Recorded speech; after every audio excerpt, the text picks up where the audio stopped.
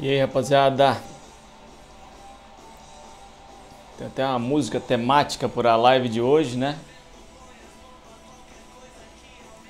Se o som tiver bom aí, me manda um cérebro aí para eu saber que o som tá bom. Desculpa o atraso, eu saí correndo do hospital. Tiveram 2 exames que não estavam programados, mas tudo deu certo, viu? Vocês podem ficar tranquilos que tudo deu certo.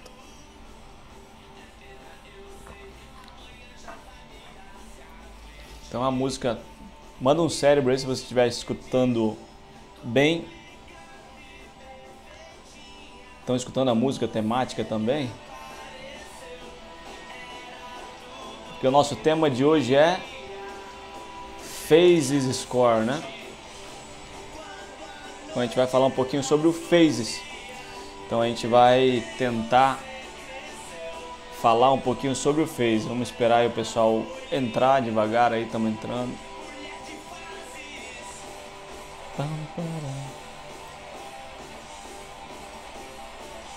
Vim voando no carro hoje para não chegar tão tarde. Isso aí, se você estiver escutando bem, manda um cérebro e lembra também de apertar o coração, que o tio Igor gosta de coração e é sempre bom. Então já manda o aviãozinho para quem você acha também que vai curtir essa live sobre o Phase Score. Para você, se você não conhece o que é o Phase Score, eu vou explicar o que é e como a gente usa, como a gente deve utilizar esse Phase Score no nosso dia a dia, né? Então, vamos lá. Tiagão, o hino do Fluminense não vai dar para tocar hoje, viu? Mas quem sabe uma próxima vez. Então é isso aí. Se estiver ouvindo bem, manda o cérebro para mim, como o Thiago fez, um grande amigo, Thiago Lucas, um grande abraço para você, viu? Obrigado aí pela presença. Endo Vasquez, um grande abraço também. Quem mais está aí? Diego da Mata, sempre presente aí. Maíra não precisa nem falar que ela está sempre presente, né? Todos os momentos. Luiz, tudo bem? Tá fazendo falta lá no Central. Isso aí. Boa noite, então. Vamos, então, começar um pouquinho então, sobre essa nossa live. Margarida Pajola, tá sempre presente também, né? Boa noite aí, Média Araújo. Então vamos lá, gente, vamos começar. Lembra aí então de apertar sempre o coração e, se estiver escutando bem, manda o cérebro para mim também, para eu saber, eu ter certeza do que está acontecendo. Nossa, foi uma correria, eu achei que eu não fosse conseguir chegar, mas deu tempo, isso que é importante. Então vamos lá, gente. Então a ideia da gente conversar aqui um pouquinho é para a gente usar e tentar entender o que é esse Phase Score que vocês viram já a gente postar na última semana. Eu postei para vocês até uma postagem antiga, eu repostei que um amigo, Bruno Minielo, postou sobre isso. Eu falei, vamos então falar um pouquinho sobre esse Phase Score, que eu acho que é algo que é importante a gente saber, importante a gente reconhecer e importante saber também as falhas que esse score tem. Então, o que vocês precisam entender sobre o Phase Score? A primeira coisa é que o Phase Score ele é utilizado para aqueles pacientes que têm aneurisma intracraniano não roto. Então a gente vai abordar aqui muito dos temas, de uns temas que eu acho que é mais difícil da nossa prática, da neuroradiologia intervencionista, da parte da neurocirurgia, até da neuroradiodiagnóstica. E é você também, cardiologista, clínico, que acompanha paciente, vai pegar às vezes um exame de angiorressonância, angiotomo ou angiografia e vai descobrir por quê. Hoje, no dia a dia, no nosso mundo contemporâneo, a gente tem aumentado e muito os exames complementares. Então, ressonância tem aumentado muito para investigação, por exemplo, de uma cefaleia primária. Também, por qualquer outro motivo, exame de alteração de cognição tem sido feito também, exame de imagem. Então, por isso, nesses exames que eles vêm às vezes para investigar uma outra causa, vem o diagnóstico de um aneurisma. Então o diagnóstico de aneurisma intracraniano vem aumentando. Por causa, uma dos fatores é esse aumento da solicitação de exames de imagem intracraniano também. Então a primeira coisa é isso, a gente tem um exame de imagem que vem aumentando o diagnóstico de aneurisma intracraniano. E aí surge uma grande dúvida, o que eu devo fazer nesses pacientes com aneurisma intracraniano não roto? Ou aqueles que a gente chama de aneurismas incidentais, são esses que a gente faz o exame por uma outra causa e vê um diagnóstico de um aneurisma. Eu acho que a grande parte desses quadros é isso, os aneurismas intracranianos ditos incidentais. E aí surge uma grande dúvida que é, devo ou não devo tratar esse aneurisma? Nós sabemos que o grande risco de aneurisma é o aneurisma quando ele rompe. E você sabe que o aneurisma quando rompe, 50% dos pacientes eles não chegam com vida no serviço de pronto atendimento, do pronto-socorro e de urgência. Mas também, vamos botar aqui, 30% desses pacientes que chegam no pronto-socorro, eles vão ter alguma sequela. Então nós devemos evitar que um aneurisma intracraniano ele rompa, porque é uma doença muito grave. Então essa que é a primeira coisa que a gente tem que saber. E se você for parar para pensar, o FACES ele foi uma análise de vários estudos, e aí o número 6 vai ser importante na nossa conversa, então grave já o número 6 que eu vou te dar 2 motivos por que o número 6 ele é importante. Então você tem que saber que diagnosticou um aneurisma, eu tenho que pensar, será que esse aneurisma ele vai romper? Em quanto tempo ele pode romper? E para a gente conseguir evitar que os aneurismas eles causem essa doença que é muito grave, que é a hemorragia subaracnoide, como eu falei, 50% dos pacientes não chegam com vida no serviço de pronto atendimento quando tem uma ruptura de aneurisma. Então algo extremamente grave é a ruptura de aneurisma. Então se você pega no seu consultório um paciente com aneurisma intracraniano diagnosticado por outro motivo, por uma investigação de cefaleia, por uma investigação de demência, que também faz exame de imagem. Então, esses quadros podem aparecer e você vai ter o diagnóstico do aneurisma intracraniano não roto. E aí você vai ter que pensar, será que eu devo tratar esse aneurisma? Será que eu devo passar esse caso para um neurocirurgião, para um neuroradiologista intervencionista para decidir se vai tratar ou não? Mas você pode ter algumas ferramentas na sua mão que vão te ajudar a direcionar o tratamento desse paciente. E aí foi o que eu falei, o FACES Score surgiu exatamente para isso. O FACES Score ele é um acrônimo, né? Não sei se vocês sabem a diferença entre acrônimo e epônimo.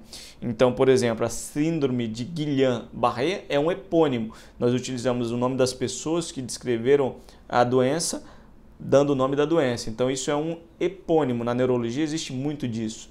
Mas existe o que nós chamamos de acrônimo, que é quando você junta algumas palavras e vai formar algo diferente. Então, por exemplo, o FACES Score é um acrônimo. Então, só para você já saber a diferença entre epônimo e acrônimo. Então, isso é o FACES Score inicialmente. Então, a primeira coisa que você tem que saber é que o FACES Score é um acrônimo. Então, cada letra dessa palavra FACES vai ser importante para a gente saber algum dado para a gente investigar na história desse paciente com aneurisma intracraniano. E eu falei com vocês que o número 6 é importante para a gente saber, para a gente estudar então esse FACES Score, para a gente ver essa população que tem aneurisma intracraniano não roto, o que a gente deve fazer. Então, a primeira coisa do número 6, esse número cabalístico 6 aí, é que eles pegaram 6 estudos e analisaram esses estudos, quais eram os fatores de risco para a ruptura de um aneurisma intracraniano. Então eles pegaram esses 6 estudos para tentar identificar e saber o que será que aconteceu, o que será que o estudo mostrou que seriam fatores de risco para a ruptura de aneurisma. E eles compilaram esses dados e tentaram ver quais eram os dados importantes na história ou na presença, na característica, na localização do aneurisma que eram fatores de risco para a ruptura. Isso que era a parte mais importante. Então pegamos 6 estudos prévios, analisamos e vimos quais eram os fatores de risco para levar a uma ruptura de um aneurisma. E daí surgiu o FACES Score, dessa análise para saber quais eram os fatores de risco para a ruptura de um aneurisma. Então, para você já saber, o conceito é para você avaliar o risco de ruptura de um aneurisma. Só que o FACES Score Então, ele vai analisar o risco nos próximos 5 anos. Eu fiz o diagnóstico desse aneurisma e eu faço a análise pelos próximos 5 anos. Então, sempre que você for avaliar o PHASES, você vai ter uma porcentagem, um percentual de um risco de ruptura nos próximos 5 anos, tá certo? Lembrando que isso vai ser cumulativo. Então, eu vejo esses 6 estudos primários que ele avaliou quais eram os fatores de risco para ruptura de aneurisma e a gente começou a ver quais eram eles e criamos esse acrônimo, o acrônimo do PHASES. O PHASES, então, é um acrônimo que é o P, o H, o A, o S, o E e o S. Essas 6 letras que vão formar o acrônimo desses fatores de risco para ruptura de aneurisma, tá certo?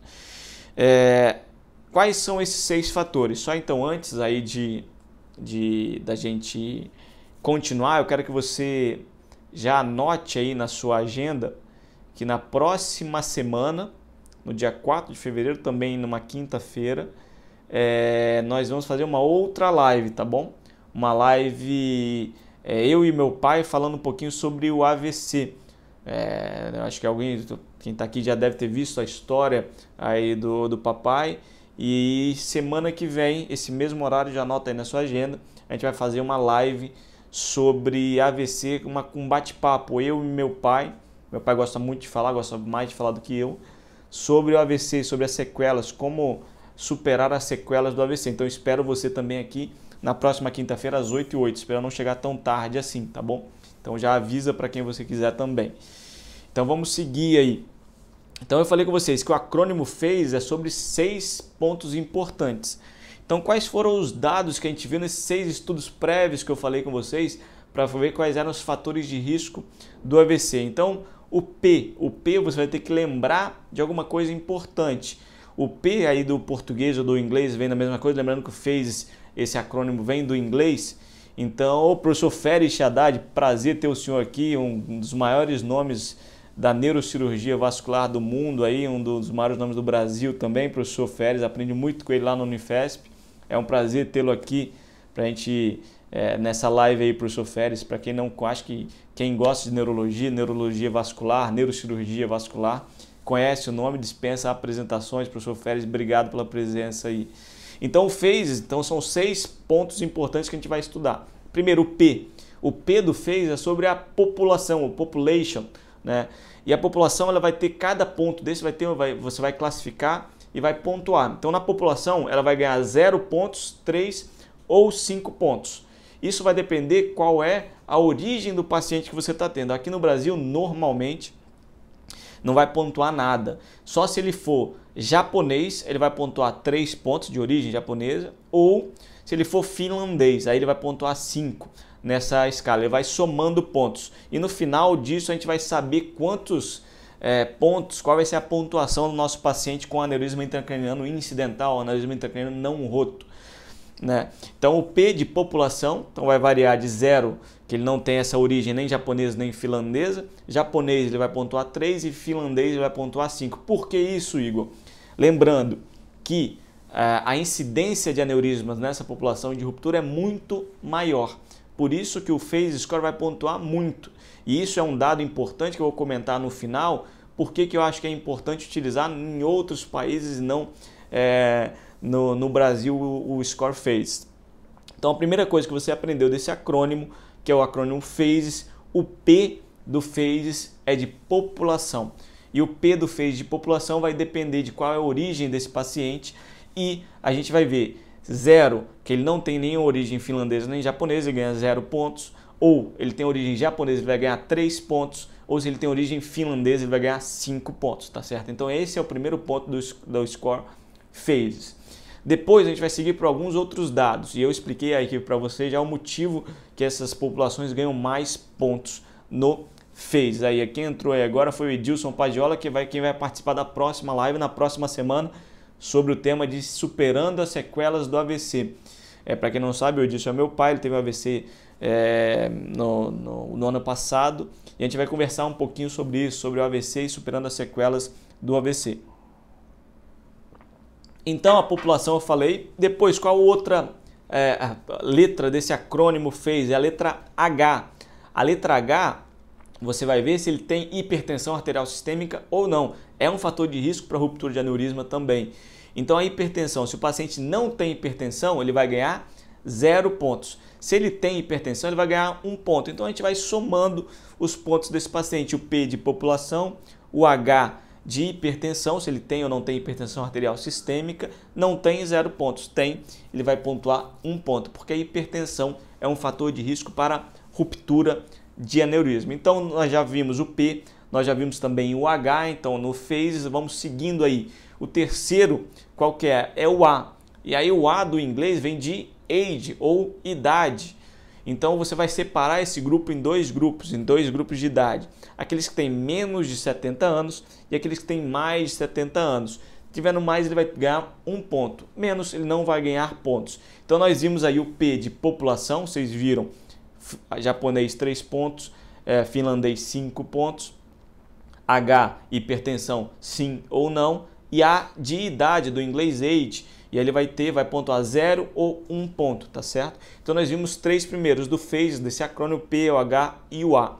Depois do P, do H e do A vem o S, e esse primeiro S, nós temos 2 S na escala phases.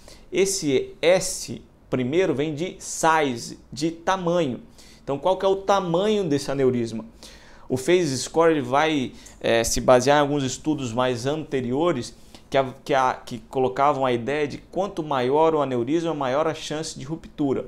Apesar que isso na prática, quem convive, quem trabalha com aneurisma, não vê muito essa realidade. Existem aneurismas muito grandes que às vezes vão passar a vida sem ter uma ruptura. E aneurismas pequenos que vão romper de forma mais precoce. Então nós vimos o P, o H e o A e o primeiro S, que é size ou tamanho. Então se ele tem menos de 7 milímetros, ele não vai ganhar ponto nenhum. Então ele não ganha pontuação se ele for menor que 7 milímetros. Isso é um dado importante. Outra coisa importante, se ele tem de 7 a 9,9 milímetros, então vai variar nesse size, nesse tamanho, menor que 7 milímetros não ganha nada. 7 até 9,9 milímetros, ele vai pontuar 3 pontos no score phase. Então isso é um dado importante. 7, menor que 7, nenhum ponto. 0 de 7 a 9,9 milímetros, e aí sim ele vai pontuar 3 pontos. Diego Bandeira, obrigado pela presença, um grande neurointervencionista lá de Fortaleza. Eliseu, meu grande amigo, também um grande neurointervencionista, está aí também presente, lá de Teresina, né, Eliseu? Obrigado aí pela presença também. Então nós falamos aí do P, do H, do A e estamos no primeiro S. O primeiro S, menor que 7 milímetros, o segundo o primeiro S, então de menor que 7 milímetros não pontua, de 7 a 9,9 vai pontuar 3, aquele aneurisma de 10 a 19 vai pontuar 6 e o maior que 20 vai pontuar 10. Então essa é a pontuação que a gente vai dar para o tamanho do aneurisma. Então perceba, o phase score usou um trabalho anterior, 6 trabalhos, e viu que esses trabalhos anteriores mostraram que aneurismas maiores de 7 milímetros têm maior risco de ruptura.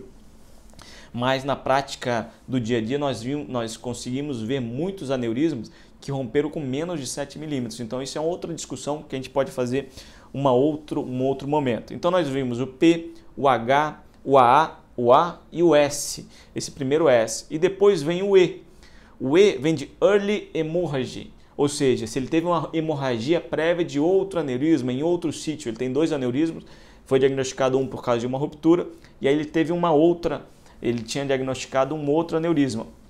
Então, ele vai pontuar 0 se ele não tem história de hemorragia prévia, ou ele vai pontuar 1 se ele tiver uma hemorragia prévia desse E do phases score. Então, essa que é a primeira parte, o P, o H, o A, o S e o E. E aí sempre peço para você que você está acompanhando a live, para eu não perder a voz à toa, aperta o like aí também. Então aperta o like para o tio Igor gosta e manda também cérebro para a gente ficar cada vez mais feliz, que eu prefiro muito mais o cérebro que o coração. A razão que a emoção às vezes é melhor. Então manda também o cérebro aí nos comentários, tá certo? Então a gente viu o P, o H, o A, o S e o E. E eu falei com vocês que são 6 coisas importantes. Os números 6 é importante em 2 coisas. Uma, os 6 estudos prévios que foram compilados para avaliar quais eram os fatores de risco para o aneurisma e para a ruptura de aneurisma. E no PHASES, esse acrônimo são 6 letras, né? Acho que você percebeu. Então nós vimos o P, o H, o A, o S, vimos o E e vamos para a última, que é o outro S. O outro S vem de sítio ou localização, se a gente quiser modificar o sítio ou a localização, né? Então do inglês sítio, site ou localização da topografia do aneurisma. Dependendo de onde for o aneurisma, ele vai ter maior ou menor chance, segundo o PHASES, de ruptura. E o que ele vai colocar no PHASES score da localização? Por exemplo, se ele for na carótida interna, ele vai ganhar 0 pontos. Isso é um dado do PHASES score. Se ele tiver na cerebral média, na artéria cerebral média, o aneurisma da artéria cerebral média, ele vai pontuar 2 no PHASES score. E se ele tiver ou na cerebral anterior, na comunicante posterior ou na circulação posterior, ele vai ganhar 4 pontos. Então, essa que é a escala de PHASES, ou essa classificação PHASES score, que a gente usa então esses 6 estudos prévios, o primeiro número 6 que eu falei que era importante, e o outro 6 são as 6 letras desse acrônimo, que juntos ele forma o PHASES. Cada um dessa letra, ele vai ser importante para a gente ver fatores de risco para a ruptura, de acordo com esses 6 estudos que foram feitos. Então, o PHASES é para isso. E eu falei com vocês que ele vai juntar essa pontuação e, dependendo de quantos pontos o paciente vai somar, ele vai ter um percentual de chance de ruptura nos próximos 5 anos. Isso que o PHASES vai ser interpretado. Você vai ver, então, nesse acrônimo, que o paciente vai pontuar e qual vai ser o percentual de chance de ruptura. Então, por exemplo, aquele paciente que vai pontuar menos de 2 pontos nesse acrônimo de tudo que a gente viu, ele vai ter uma chance de 0,4% de ruptura desse aneurisma nos próximos 5 anos. Então, se ele pontua menos que 2, menor ou igual a 2, ele vai ter uma chance de ruptura de 0,4% nos próximos 5 anos. Esse é um dado importante também. Se ele tiver 3, por exemplo, ele vai ter 0,7. Se ele tiver 4, 0,9. Se ele tiver mais que 12, maior ou igual a 12 pontos na escala de PHASES, no PHASES, ele vai ter uma chance de quase 17, mais de 17% de chance de ruptura nos próximos 5 anos. Então eu tentei explicar aqui, primeira coisa, como foi feito o PHASES. Então, como ele foi feito? Pegamos 6 estudos prévios, analisamos quais eram os riscos de ruptura de um aneurisma, pegamos estudos de aneurisma roto, você viu o que era de maior fator de risco para a ruptura de aneurisma e criamos esse acrônimo de 6 letras, P, o H, o A, o S, o E e o S, então formando esse acrônimo de PHASES, e ele vai pontuar no seu paciente cada letra dessa, dependendo de se é população, hipertenso, idade, ao tamanho, se teve sangramento prévio ou não e onde é esse aneurisma, e ele vai pontuar e isso vai dar uma chance de, ou vai te dar uma ideia de ruptura nos próximos 5 anos. Então essa que é a ideia do PHASES. Mas Igor, o PHASES ele é muito utilizado ou pouco utilizado? Lembra sempre, o PHASES ele vai ser importante para ser um guia. Ele pode te orientar, mas não vai nunca bater o martelo na sua definição terapêutica desse paciente. Por quê? Existe muita crítica sobre o PHASES score. Qual que é a crítica mais importante sobre o PHASES score? Primeira coisa, tem 2 fatores de risco extremamente importantes, 2 não, mas eu vou citar 2 primeiros, 2 principais agora e depois vou citar de mais 2. Que não foram colocados no PHASES. Por exemplo, um fator de risco muito importante, muito relacionado à ruptura de aneurisma é o tabagismo. E a gente não viu nesse PHASES, nesse acrônimo, nenhum momento se ele fala sobre o paciente é tabagista ou não. E nós sabemos que o cigarro é um fator de risco, um dos mais importantes sobre ruptura de aneurisma. E o PHASES não fala disso. Então é uma grande crítica que colocam sobre o PHASES. Ele não colocou sobre o cigarro dentro dessa escala PHASES. Primeiro dado. Outro dado importante, o sexo feminino tem a maior chance de ter aneurisma e ruptura, então também não tem no FACES score. Então são duas primeiras críticas importantes.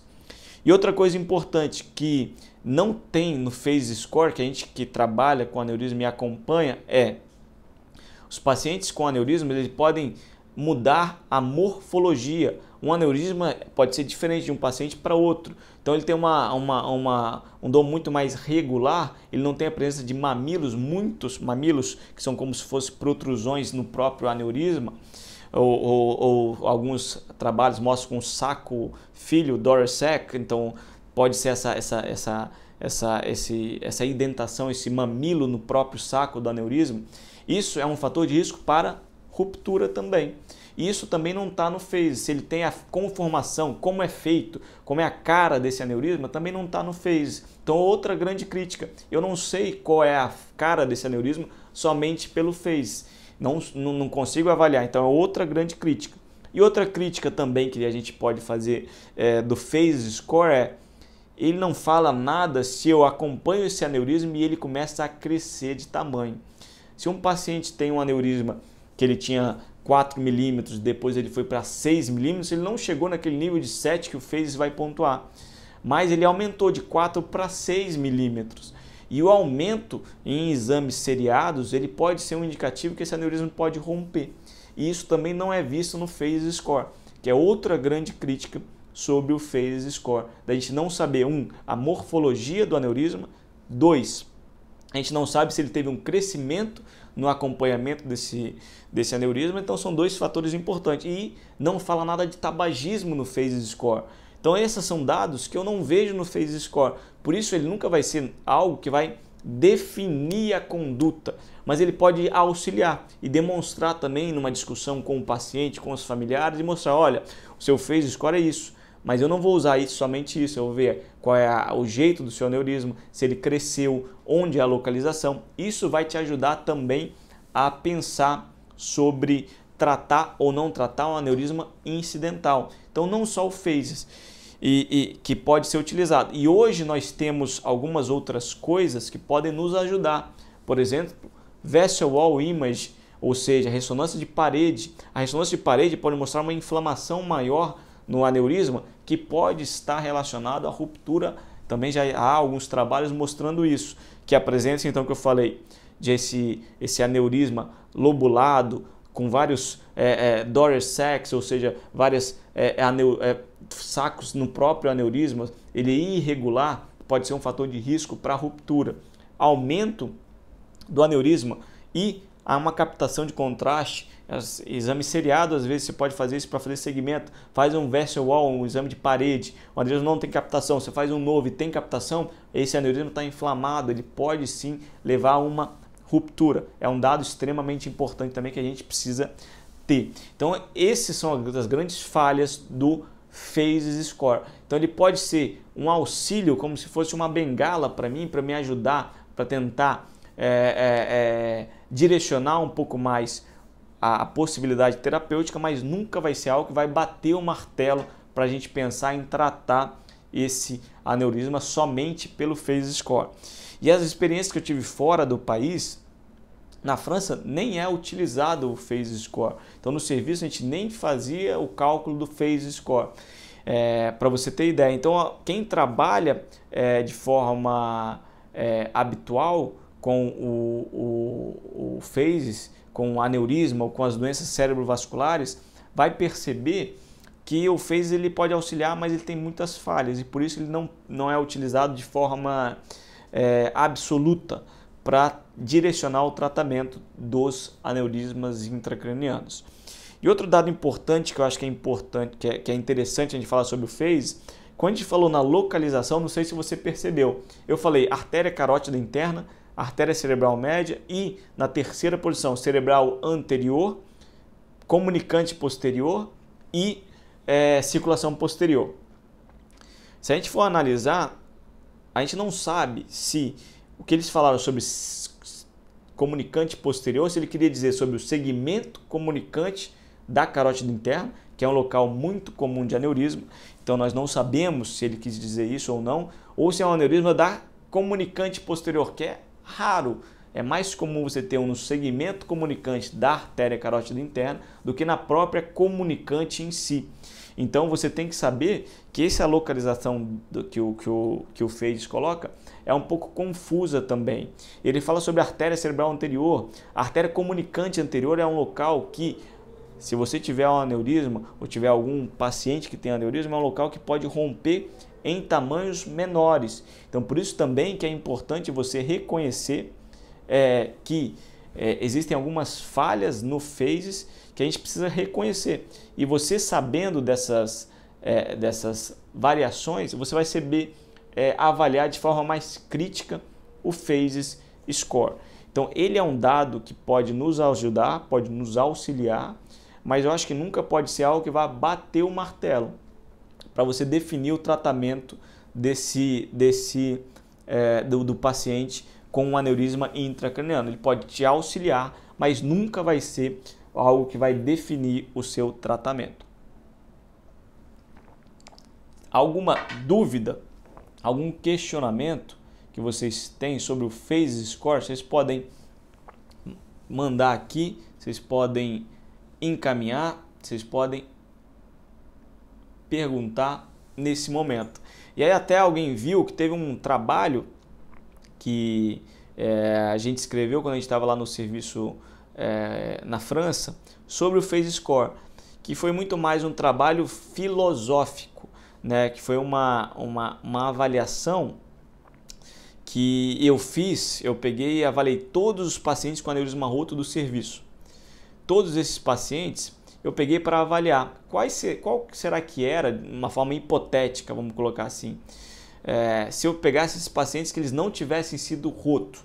Então, mas eu peguei a população de aneurismas rotos do serviço e avaliei todos eles e classifiquei o Phases Score desses pacientes. Então, para você entender a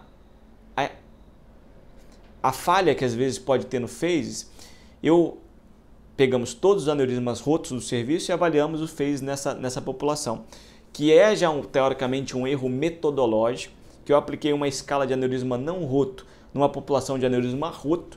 Mas o que eu quis fazer? Eu quis tentar avaliar se esses pacientes tivessem sido diagnosticados antes da ruptura, se o Phases Score ele ia me dar uma alta possibilidade de romper nos próximos 5 anos ou não. E aí, o que a gente percebeu? A gente percebeu que o Phases Score aplicado nesses pacientes, eles tinham um Phases Score baixo. Então, o que mostrava? O que mostrava nesse trabalho? Que o Phases Score, se esses pacientes estivessem chegando no meu consultório, só utilizando Phases, eu não trataria esses pacientes. Em quase 80%, 70% dos pacientes tinham Phases baixo, um score baixo. Ou seja, se eles não tivessem uma ruptura, eu não trataria esses pacientes, mas eles romperam.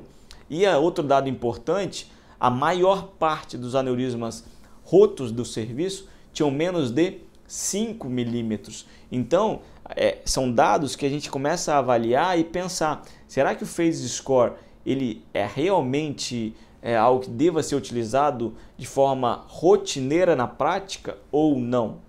E outra coisa, os aneurismas menores que 7 milímetros não têm chance de romper? Será que o Phases que leva isso como uma verdade pelo Phases Score é realmente uma verdade?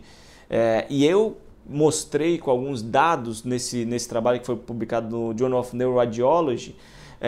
Os dados são isso daqui, ó. 70,9% dos pacientes analisados tinham um Phases Score menor do que 5. Ou seja, se ele tem um score menor do que 5, é menos que 1,3% de chance de romper nos próximos 5 anos. Então, 70,9% dos pacientes dessa nossa amostra tinham um Phases Score menor do que 1,3%. Então, é um dado extremamente importante para a gente saber. E, além disso, se a gente for olhar, pegar menos que 2%, vai ser 78% dessa amostra. Ou seja, 78% dos pacientes que chegaram no pronto-socorro com aneurisma roto, se eles não tivessem aneurisma roto, chegassem no meu consultório pelo Phases Score, eu não indicaria tratar esses pacientes. Então é um dado importante para que você tenha também em mente. E o que eu falei com vocês, que o tamanho dos aneurismas é algo muito importante. Se eu pensar nos aneurismas menores que 7 milímetros, a maior parte, mais de 75% dos pacientes da nossa amostra, eles tinham um aneurisma menor do que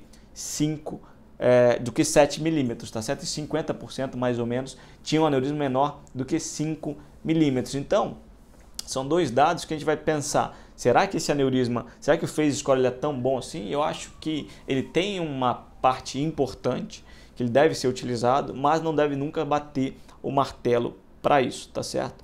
Então, leve em consideração o phase score, sim, eu acho que é algo importante esse acrônimo para você saber os fatores de risco para ruptura de aneurisma, mas lembre que não estão todos presentes. O principal deles, o tabagismo.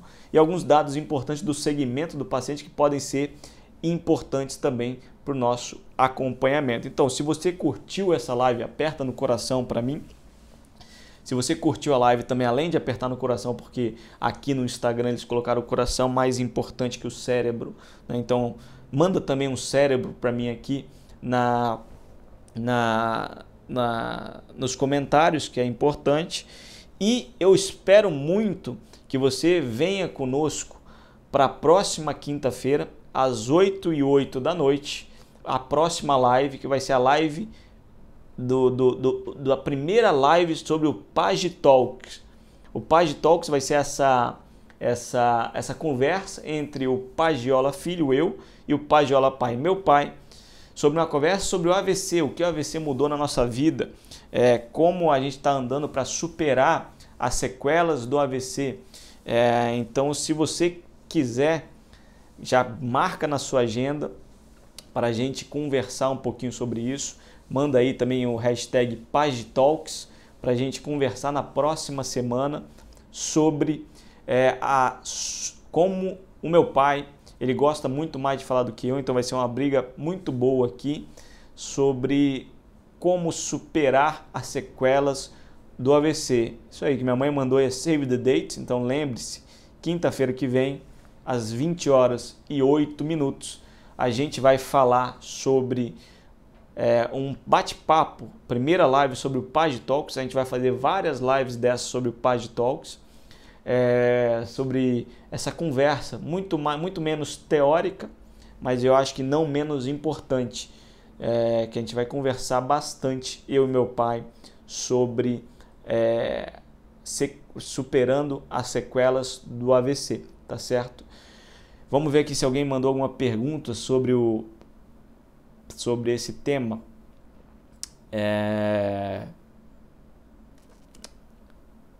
A Dani, que usou o Instagram do esposo, não é isso, Dani? Eu acho que a gente já conversou aqui uma vez no meu Instagram, tem 42 anos, já tratei 2 aneurismas, um roto, que tinha um aspecto de cacho de uva, e depois um menor, não roto. Tá aí, a Dani mostrando já obrigado por compartilhar a sua história pessoal, Dani, obrigado aqui na nossa live. Então ela já tratou um aneurisma que era roto, depois tratou um outro menor, então que era tipo um cacho de uva. Cacho de uva, eu acho que a gente fala sobre isso, esse aneurisma que ele é multilobulado, irregular, né? Uma outra pergunta aí da Lúcia: um paciente que tem tonteiras e ardência na cabeça, é suspeita de aneurisma? Muitas vezes o aneurisma não dá sintomas, por isso que ele é um achado às vezes incidental. Então, as tonteiras pode, eu acho que o ideal seria marcar uma consulta para fazer uma avaliação da sua história, da anamnese, fazer um exame físico minucioso para a gente saber e comparar e avaliar se tem algum aneurisma, se tem a possibilidade ou não, se isso é sintoma de um aneurisma ou não. Mas muitas vezes, muitos pacientes o primeiro sintoma vai ser da ruptura. Por isso que o aneurisma incidental, aquele aneurisma que a gente acha investigando por um outro motivo, às vezes é muito mais comum na prática médica. Chuva de cérebros que eu estou vendo aqui, isso é bom, porque eu fico muito mais feliz com o cérebro do que com o coração. E a Dani falou aí, sem sequelas, graças a Deus, é isso que é o mais importante para a gente tentar evitar, né, que os pacientes tenham sequelas e tenham uma vida no seu dia a dia praticamente normal depois de um AVC, seja ele isquêmico, seja ele hemorrágico, tá certo? Então, gente, Desculpe pelo atraso que eu tive hoje, né? Mas foi uma correria lá no hospital.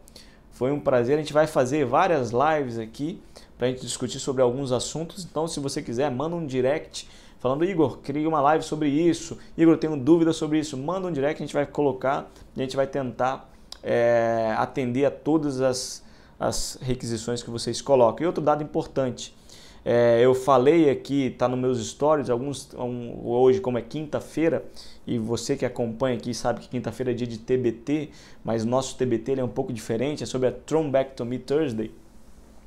Eu sempre tento falar sobre AVC nas quintas-feiras. Eu mostrei um caso nos meus stories, se você não viu, vai lá ver, de um AVC isquêmico, de uma técnica para tentar fazer a abertura de um vaso, que existe essa possibilidade da gente fazer.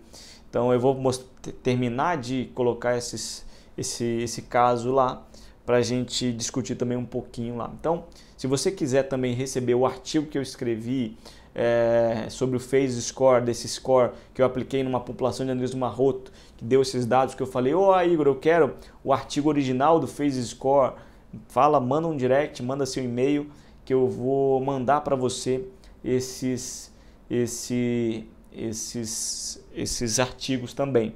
Se você quiser, lá na bio, você clica lá que vai ter um e-mail, você manda lá um e-mail para o contato@igorpagiola.com.br e ali eu vou responder para você, mandando esses artigos para que você possa também estudar e aprender, porque ao dividir conhecimento, a gente multiplica benfeitorias. E lembrando, o conhecimento é a única coisa que ao dividir a gente multiplica. Então eu espero você na próxima semana para a gente dividir o conhecimento pessoal do meu pai, da nossa história um pouquinho, lá no dia 4. Eu falei em alguns dias que dia 4 de fevereiro é um dia importante, porque no dia 4 de fevereiro vai completar um ano do dia que meu pai teve o AVC. Então a gente vai conversar, espero que eu não me emocione, nem o meu pai, mas nós dois somos chorões, pode ser que a gente se emocione na live, mas eu aprendi com meu pai que homem chora e homem chora sim, e a gente chora bastante. Então vamos ver, espero que você curta muito mais a live da semana que vem do que essa live de hoje, porque essa live a gente vai falar sobre coisas do cérebro, mas também vai falar sobre coisas do coração, tá certo? Gente, muito obrigado. Obrigado a todo mundo que ficou mais de 20 pessoas, praticamente toda a live aqui com a gente. Eu queria agradecer a todos vocês, a Luri, obrigado aí pela ajuda lá no Central, que trabalha lá com a gente, Margarida Pagiola, Maíra Moreira, estou morrendo de saudade de você, Márcio Bardani, né? Obrigado aí por estarem presentes, Carola, Nicole, Pedro, Nayara. Então, eu queria agradecer a todos vocês que estiveram presentes aqui com a gente e eu vou desligar porque eu estou com fome. Eu ainda não consegui comer depois que eu cheguei do hospital, que foi corrido lá no hospital hoje. Vou até mostrar na próxima semana o caso que a gente fez lá hoje, que foi um caso com diversor de fluxo. Foi muito bacana, deu um trabalho danado, mas a gente conseguiu tratar e a paciente está bem. Quero agradecer a todo mundo que participou, esteve presente aí com a gente, e obrigado pelos likes que vocês apertaram aí, pelo coração que você mandou, e eu desejo só que você seja muito feliz nesse final de quinta-feira e nessa sexta-feira que logo inicia o final de semana, né? Então desejo só que você seja feliz. Eu tenho que desligar que agora minha mãe mandou aí, vem jantar, e quando mãe manda você tem que sair, né? Desde pequeno, às vezes você estava lá embaixo brincando, a mãe estava, o jantar está na mesa, largava tudo, não importava o que estava fazendo, que tinha que ir para casa, né? Não tem jeito de negar um convite da mãe. Gente, muito obrigado, fiquem com Deus e um grande abraço.